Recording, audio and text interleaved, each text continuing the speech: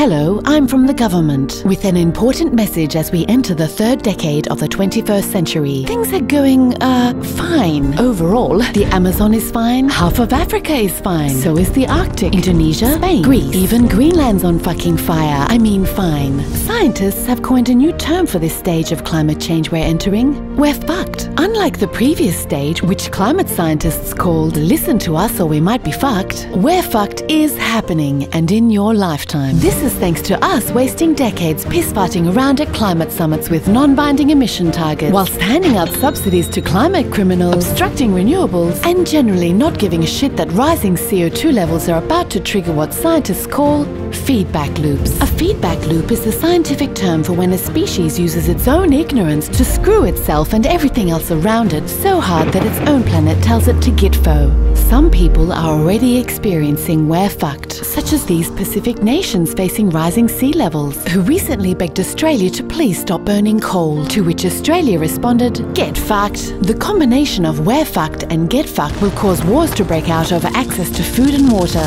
except in America, where the chosen one will just nuke hunger. Would you like to know more? But please don't panic. If the realization that we're fucked troubles you, why not ride a bike to work, have shorter showers, or send thoughts and prayers?